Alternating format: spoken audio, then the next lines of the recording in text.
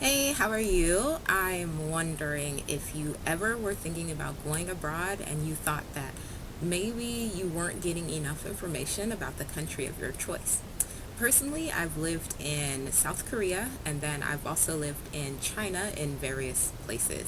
And no, I did not live in Seoul in South Korea. I was living in the countryside, Suncheon, and then I also lived in Cheonan, and that was it. I've been to Seoul and I spent a few months in Seoul just kind of like um, on just like a tourist basis. So I was there just kind of hanging out, but I haven't really lived there. And then in China, I've lived in Chengdu. I lived in Shanghai. I lived in, uh, not Shenzhen, I lived in Zhongshan, which is next to Guangzhou, which I also lived in Guangzhou. And so far, that's it. But my favorite is Chengdu, but I think that's not the point of this video. So, anywho, I was going to say that I think it's very important to consider the less glamorous side of studying abroad or becoming an expat because both of those things are very exciting. You would love to do it. I love it. I love to encourage people to do it, but I don't see as many people saying, like, hey, there are things you need to look out for. And especially since I've always had my eye on going to Asia and seeing different things that they do and whatnot. And so, my next, hopefully, I can live in Japan at some point in my life. But so far, it hasn't happened yet. And then I also recently, like, really enjoy Vietnam, and I think I've heard so many great things about it. So, anywho, I wanted to say that there are certain things that you really want to pay attention to if you're going to go somewhere long term, especially if you're a student. Let me repeat, especially if you are a student, whether that's high school or university, you need to make sure that you are checking what I would say number one would be the murder rate, because I don't understand how people can go somewhere and not really think about the crime. It seems like everyone wants to say, oh, the US is so dangerous, you can die anytime, blah, blah, blah. Everywhere else is very safe, but I mean, everywhere has their crime. So I was shocked when I first went to China. I went to Chengdu first, and the place that I lived, it was near the school. So it was technically it's on campus, but it wasn't really a campus building at that point. They had put us into a hotel, which was a makeshift dorm. So we're sitting there, and I'm talking to local friends, and they're like, "Oh yeah, man, this place is pretty cool, but you have to be careful of this, that, and the other." And it turns out that there was like a little area where you walk out, and it was all basically tile. Somebody had been very upset, and they ended up stabbing a bunch of people on that in that area. And I was like, we have to cross this area all the time. Yeah. So you just want to check the murder rates. It's not like they're always going to be very high.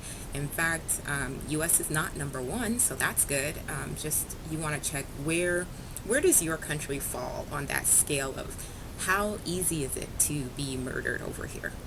I don't know how common. Okay.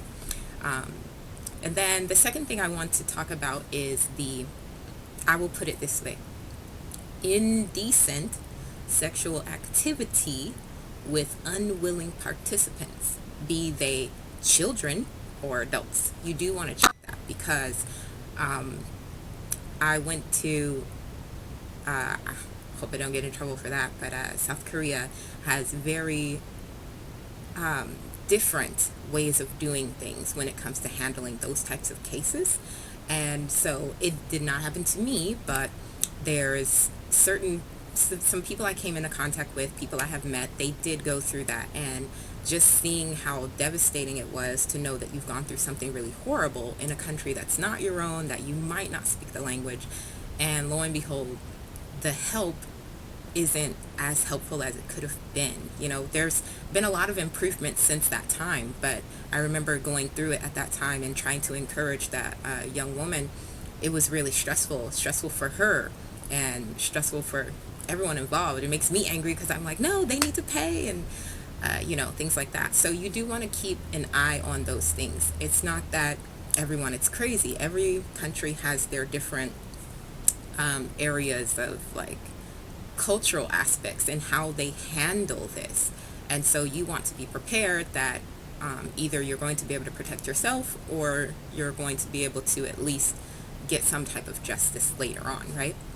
Um, the third thing I want to talk about is theft, which is probably like, oh, don't worry about it. But when I first went to China and studied abroad, I I was stolen from like three, four or five times, five maybe, five or six. Ugh. And then the first two was like right in a row. And my local friends were like, "What is wrong with you? You just cannot keep your stuff, to yourself." And I was like, "No, I had my bag and blah, blah, blah." But once I got there, like people had been telling me, you have to be careful, you have to be careful. And when the locals are telling you need to be careful, you really need to be careful. So what happened is like one time it was just me kind of out and about. I think I put my phone maybe in my back pocket or something. That's just something I usually do around the US. I keep it in my back pocket. I walk around. I'm not caring about it. But then somebody picked it and I had no idea. And the other time my stuff was in my bag and I was pulled away. Like it was definitely a planned thing that people pulled me away from the bag and then they decided to cut the bag and they reached in and they grabbed what they could grab, right? Before I could get back to where my bag was. So that was one thing. I ended up buying a very good bag after that, and maybe I will show you guys later. But then also in Korea, there were some times it's very safe. Like usually whenever I lose something, I can go back. Korea is one of the greatest places that I've been that I can put my whole layout. Like I throw my laptop down, I might put my phone beside it, I might set up a camera or anything, put my books down, leave my actual purse, bags, or whatever, sitting there in a coffee shop, and I will go to the bathroom, come back, nothing's wrong. One time I even ran all the way back to my apartment because I had forgotten something, and then I came back to the shop, everything's still there. I want to tell you that does not happen 100% of the time. So please don't go and be like, "Oh yeah, I'm totally cool and carefree," because people have definitely lost things to theft. So I'm saying it's very, very safe in that case. However, you still might want to check the rates of how theft happens because a coworker, she's not really a coworker of mine, but she is in the same kind of, we were in the same career path and things. We had come over on the same little program to teach, and she said someone was in her apartment, like they just came through the window or something, and I was like, wow, okay. So I lived on a very high floor. I didn't care about that, but you do want to be careful and just make sure that you're practicing whatever safety tips you would at home in your foreign country, and then you also want to make sure what culturally do you need to know about your foreign country. The fourth thing I want to talk about is employment law, labor laws, I guess you can say sometimes, but this is important even if you don't speak the language. Like if you have to have somebody translate the laws for you, pay that translator and get it done so that you have something yourself. For China, because I can read, so I I found it on the government website. I think I'll put a link in the description, but I found the government website that has the labor laws, and it's written both in English and Chinese. So obviously the Chinese version will prevail, but that's because they're trusting the translator to do their job and make sure that it says the same thing. And so the labor laws are very important because sometimes they're different from what you would be used to in your own country. Like I'm used to having a certain amount of hours that are acceptable, and then overtime and overtime payment requirements, they go over the minimum wage, they go over everything. And something that a lot of people don't know, like one of my friends, she had found out that she was pregnant. Her and her husband very happy, great about it, and she had married a local, so that was good because he told her, about, you'll have to go on maternity leave. They were planning the time. So when she tried to tell our school, like, hey, I'm going to be taking my maternity leave, and so I just wanted to prep you in advance, and then the school's like, oh, okay, I guess you won't be getting paid for that time. And she was like, what? No, I will be getting paid, and this is how much I'll be getting paid. because China doesn't differentiate what foreign pregnant women should get versus local pregnant women should get. So make sure that you fight those kind of things because you want to, or you're at least prepared in your mind before you go. um, because those things, they apply to you. They apply to you just like they would apply to anybody else. If you are a student, obviously, that's a totally different thing. But if you are a student, you're going to plan on graduating there, maybe finding a job there. These kind of things would be very important for you to know because you don't want to go there and just be taken advantage of. Because obviously, no matter where you are in the world, when you are the newbie, even if you're just going to like your own club activity or something, when you're the new kid on the block, people like to throw one over on you, and you don't want to have that happen, especially if you need it. Like my friend was like, no, it's going to be our first baby, I'm going to need this time, I want to make sure that we have enough money to take care of the baby and all those things. So yeah, it was really important. And then I would say after employment law, this one is more difficult for you to find, but it's going to be these unwritten rules of living in the new society that you're going to. So like in Korea, we do have those hueshik. Hueshik is very fun, actually, in my opinion. I don't know. The schools that I worked with, hueshik was good. It was hilarious.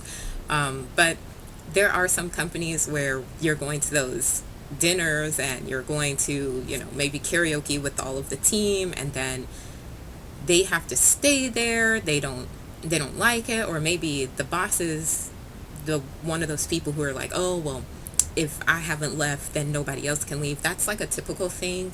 I know in China, one of the companies was upset that I kept leaving work at the end of the workday, literally 6 o'clock. Oh, okay, well, guess it's time to clock out. So I would clock out and they would be like, and it was corporate job. So I was like, oh well, I mean, but I'm done with what I need to do. And they were like, yeah, but we're just wondering, is there anything else you could have looked at? Maybe you missed something. And I'm thinking, I've been here the entire day. Why would I have missed something? And then also the content of my work, like I'm a translator. So if I've already translated the things that you've given me to do today, then I feel like I'm finished, right?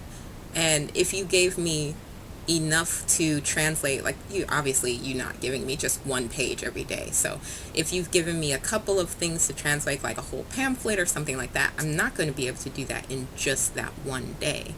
So I would put that over a certain amount of time, the certain amount of time that they are the ones who said it should take. So I'm thinking, if I clock out now, I'm fine. Well, not in their case. Then you have the flip side. There's other places that I worked at a TCM, 中医就是怎么说呢? It's the Chinese Medical Center, okay? And so they just did acupuncture, they did moxibustion, things like that. And so I was like, okay, well, I guess it's time to clock out. But instead of clocking out, maybe 6:01, 6:05, everyone was lining up. You have to clock out at 6. You have to clock out at 6. And I was like, okay. And so you just want to check, if you can beforehand, your company and what are the things that they do. If you can find someone who already works there, even better. Any other unwritten rules would kind of be like sitting on the subway and maybe singing out loud. I feel like in China, whatever, you can probably do that. In fact, if you aren't in rush hour, then maybe you would be extra happy to do it. I don't know. People are talking all the time. Things are going on. But in Korea, they prefer that you would be quiet. Even in Japan, it's like pretty much silent. But I mean, some people are talking. But again, I haven't lived in Japan. I was just visiting, and I noticed that, oh my gosh, it's quieter than Korea. So that was crazy. I hope that this is helpful for you. If so, then go on and give it a like, a thumbs up, share it with a friend that you know is trying to think about going overseas, whether it's for study abroad or for work.